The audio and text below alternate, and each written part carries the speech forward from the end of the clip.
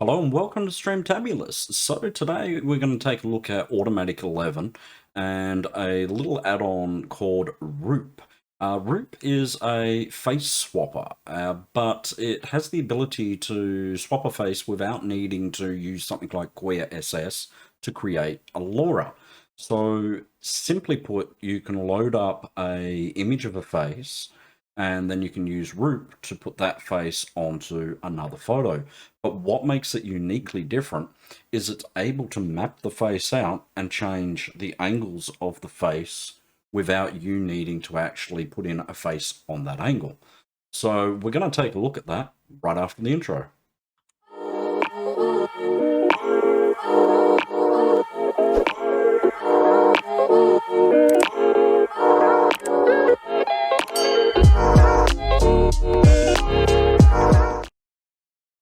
Welcome back.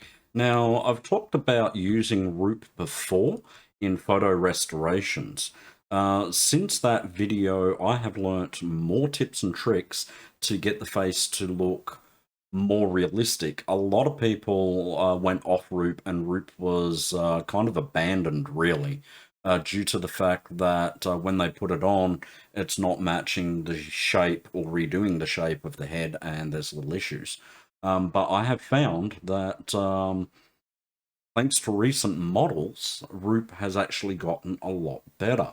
So this is a new look at Roop in a completely different light to show you how you can actually use it. We'll have to talk about the installation of Roop first. I'm not going to go into a deep dive. I will share a link in the comments below on someone that's done an absolutely beautiful job of actually explaining step by step how to install Roop. They've also compared Roop to LoRa's. Keep in mind, it's not using Roop with the latest versions of models that are out there. So that's what we're going to be looking at, and I'm going to be showing you some tricks that I haven't seen in any other videos. So you're going to want to stick around for that. Don't forget to also like, subscribe, and put the bell on for notifications on the video so you can see more. Yes, I do use Easy Diffusion a lot, but I do also use Automatic 11. I find they both have their own traits to it. So let's head over and we'll take a look at some of the things that you need to do to install Roop. Okay, so here we are at Visual Studio Microsoft.com on the downloads page. You will need to actually download Visual Studio for Roop to work. It's very important. It's how the code actually communicates. So the free version is the community version. So you want to download the free version here and then install it. What you need to know about installation is when you run the installation, you want to install the Python development kit. I'll leave that up for a moment so you can see that there's ones that are unticked. By default, the top two are ticked. You can leave them on or you can untick them. Keep in mind that it is a rather large file. So we'll come over. You want to install the desktop development with C++. C++ is a coding, and so is Python, and they're both vital to getting Roop to work. And lastly, we want to install the Visual Studio extension development. So with those installed, you can move on to the next step. After you've done that, I've just got my little notes open here, so bear with me. You'll need to actually open up, restart your computer first, and after your computer's restarted, you'll need to actually open up the Windows command. So you can just simply click on the Windows icon and type CMD, and you'll get the actual command prompt window, and you can open that up.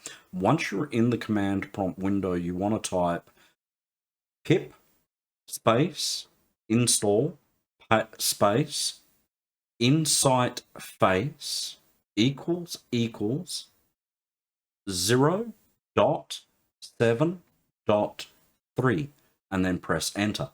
I will leave the steps in the description below, so you can copy, paste, and follow on, so you don't have to play the video and try to work it out from that, which personally myself I find frustrating. So I've got basically the 4 steps listed below, which will make it quick and easy for you to get up and going. So press enter after you put it in the command prompt, and then from there it'll take a moment or two because it will be downloading files to actually install. Once that's done, again in the link below, you'll need to actually, from here you'll be actually opening up Automatic 11, and you want to go across to your extensions available, load from, and then you want to search for Roop and then install Roop. So R-O-O-P. You can also go to install from URL, and in the link below, the links below in the description, I'll paste the URL. You can put that URL in and hit install from that to install it. After it's fully installed, you want to close Automatic 11. Then there is a file actually missing from Roop. It doesn't install when you're actually doing the Roop installation within Automatic 11. So there's a link down below for a file called inswapper_128. You'll need to download that file, and then you'll have to place it in your models Roop, which will be your Automatic 11 stable-diffusion-webui folder. And then under models, you should have the folder Roop. If you do not have the folder Roop, just create a folder, name it Roop, and place that inswapper_128 file in there. After you've done that, you can just simply restart your computer just to make sure that everything is okay, and then open up Automatic 11, and then from there you're actually good to go. So now we can get into the fun part of actually using Roop to swap a face over. So once you're in Automatic 11, you'll notice down the bottom here we have a new Roop control. What we're going to do is we're going to use image to image today. Okay, so I have a whole heap of images that I've created, which are representative of a certain universe known as the MCU, and I decided to create a Sorcerer Supreme in kind of a different type of look that I thought would be cool. So I'm going to find one of those, and we're going to drop it into the image to image location. Once we have that in the image to image location, we want to come down to Roop, open it up. We want to drop an image of our target. And in this case, our target is my mug without glasses. And from there, we're going to click enable. Make sure you click enable, it's very important. And then we're going to come down.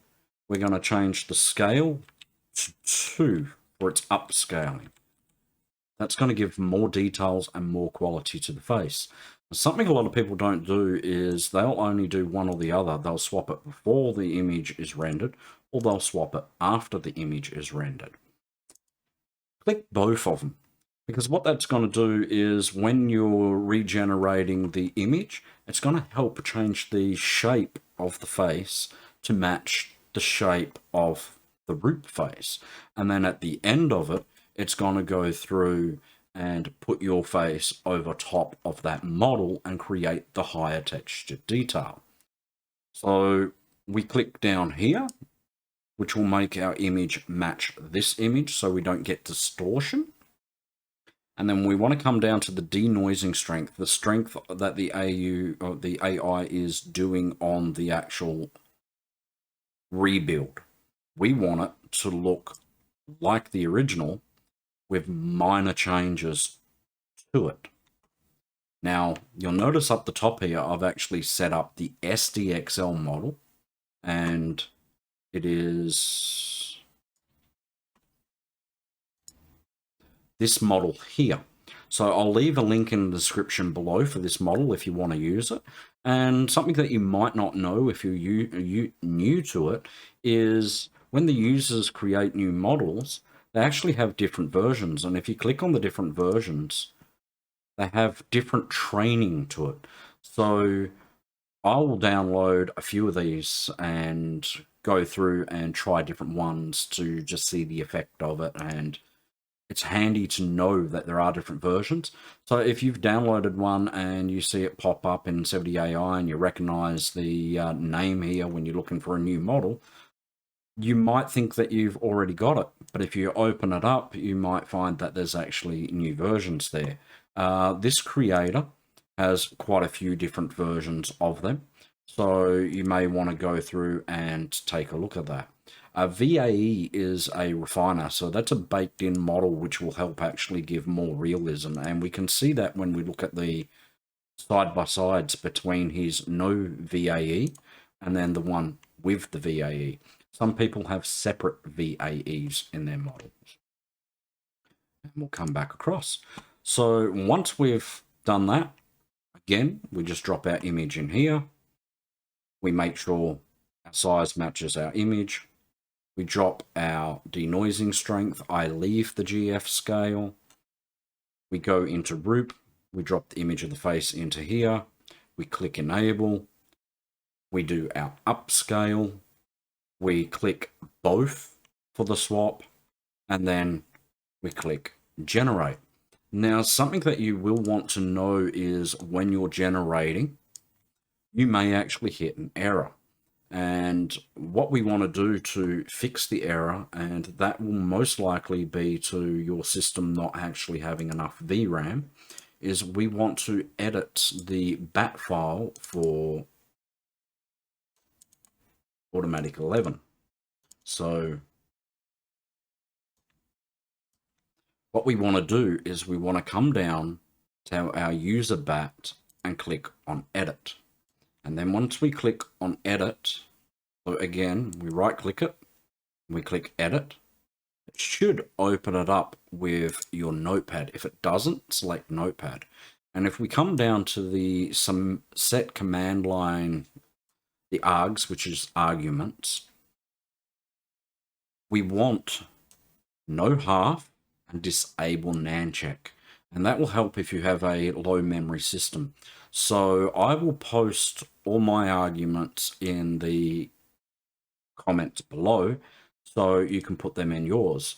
Xformers, the medvram, both the SDXL and the medvram, and then the no half and the disable-nan-check will all speed up your Automatic 11, and it will help resolve problems when running SDXL files when you're trying to do things which require more memory.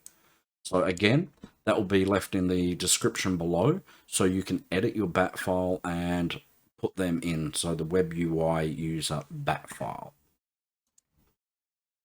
Now we can see here that we're getting progress, we're getting no errors. And then if we come across to our image here, we'll already see that it is starting to put my face in, but it hasn't finished actually building the render. So now we're going to give this a moment and we'll take a look at that output. Okay, now we've finished our render. Now we can come across and take a look at it.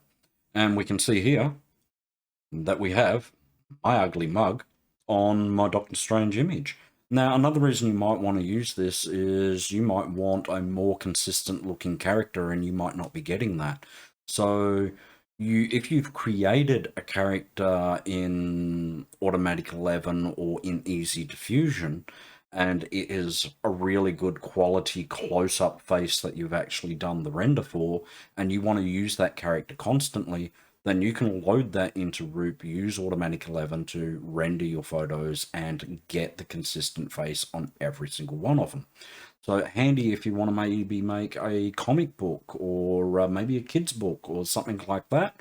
You have the ability to do it just by doing this. Now, Roop doesn't require a lot of RAM, which is very handy. SDXL requires a fair amount of RAM, but with those arguments and those modifications to the bat file, you can run this on low-end systems quite easily. So we will close that off and take a look at shadowing and face. So we can see that the face is fitting, and we can see here where it is straighter down. It has more rounded it when it has recreated that model. And that was in the first step. And then in the last step, it's put the realism to the actual physical face. We can also see that all the shadows are kept and it has come across onto our re-rendered image. Now, keep in mind, we are re-rendering the image and we're re-rendering it in an SDXL to get that supreme high quality to the actual image. Now, when you do that, of course, you are going to have a longer render time than doing it in, say, a Stable Diffusion 1.5 model. And these are the differences between what other videos are showing with Roop. A lot of people probably thinking that Roop is not compatible with SDXL because they're getting those errors. And they're probably also getting bad quality because they're not enabling both of these and they're not using the upscale. So now I want to show you some other things with this. So I'm just going to save this for a moment. Okay, I want to talk about angles. So you may have a fantastic angled photo. So we're going to take one here and we're going to drop it down. I've got a couple of different styles we can take a look at here. So where do we want? Maybe a bit of a close-up angle. Not bad. It's kind of got the same position. I like this one here. Okay. So this face is on a quite massive angle where my Roop image is straightforward. Now, you might think that might not work, but the magic of Roop is it creates a map of the face and it's able to actually position that to fit, as we talked about in the beginning. So we'll just hit run and then we'll wait and we'll take a look at the results. Here we are. So we can see our image here, we can see the shadows, we can see more realism on this image here, and we can see that it matches my face again for the side profile and it matches the head shape. And we can also see that there is a lot of skin texture and a lot of realism to the actual new render, and it's blending down into the neckline as well. And we didn't have to create a model to actually do this. We didn't have to use Quia and create that LoRa on face training and spend a lot of time doing it. All we did is load an image down here and it's able to work out my head, my shape, my angles. I mean, it's even got the ears pretty correct, and you can't really see the ears there, so that's quite amazing, really. I mean, it's a bit of a different shape, but I've got fat lobes, so you know, it's got my little dingle-dangies. So, and what makes this really good is, I've talked about it in creating a Quia model, is when you create a Quia model, if it's all close-ups, it's really only really good at rendering those close-ups. But doing this, it's going to do a great job on the distance. Now, if you're doing Stable Diffusion 1.5 models, LoRa is better, I find. But if you're using SDXL, then the results are absolutely incredible. So I'm going to save this. Now again, I have dropped another image in here and I've gone for one which is further away. And with the LoRas, I've discussed that if you want to do a full body and upper shot and they're further away from the camera, the model starts to lose detail the further your subject gets away from the actual camera. If you're trained for an up-close model, there's distortions on it. And to overcome that, you have to, I find training a separate model is the way to go. But even then, with training a model which is a photo further away, there's less details in the actual face, and even though it does work and it looks great, you can't compare it to running Roop on an SDXL model. So again, everything is set up. We haven't changed anything. We make sure that size matches the image. We hit generate, and then we'll wait. And the render. Okay, so we've got our final render here. This one took around about 5 to 6 minutes to do, which is very unusual. I put it to the fact that I have OBS open and I'm using a lot of resources to run it. But we can see that we've actually finished our image here and we've got my face on there. And it looks fantastic. There's probably some cleanup we can do in something like Paint Shop Pro to remove some of these lines on the forehead, which I don't have. But I don't mind the fact that it's made me look older. It sort of suits that universe. So that's Roop. I want to show you guys this quickly. I come across to my phone, and this is an image that I've made, and it's a bit of a cheat sheet. And what it is essentially with AI, it has some language trained into it so it understands photography. So we can see long shot, medium shot, and that tells the AI to how far away I want that camera to be so I've got the person in full frame. I find that's a handy thing to have, and I have actually put that up on the Paint Shop Pro Facebook group. So if you want that file, go across to the Facebook group, or perhaps you might have some questions, and you will see a lot of people in there that you can ask questions to on how to do things. And of course, don't forget to like, subscribe, and get the bell on for notifications. And leave a comment below if this helped you out. And I'm hoping it's going to help you out and a lot of other people out. A lot of people seem to think that Roop is dead and abandoned and it's not the best anymore, and people are trying to find other face swapping things to actually use. But I don't think they realize that you can use it with an SDXL model, and just simply by enabling the preprocessor of changing the face before it renders the image and then changing the face after it renders the image, we can actually get better results. And with that SDXL model, it's just superb results, way better than you'd got with the Stable Diffusion 1.5 models. So it gives Roop new life, and you can use it to perhaps take a image from a render that you've actually done and you want to use that face on a character, and you've done other renders that have different faces, and you can take that face and put it onto all the renders to have a consistent character every single time. And you can use that to do kids books, maybe do a comic strip or something like that, so you can create your character and keep that character consistent. So I hope this helped you out. Like, subscribe, get the bell on, leave a comment below, and I will see you in the next Streamtabulous video. Thank you for watching my video and sticking around to the end. If you like my videos, it'd really help me out if you could like and subscribe.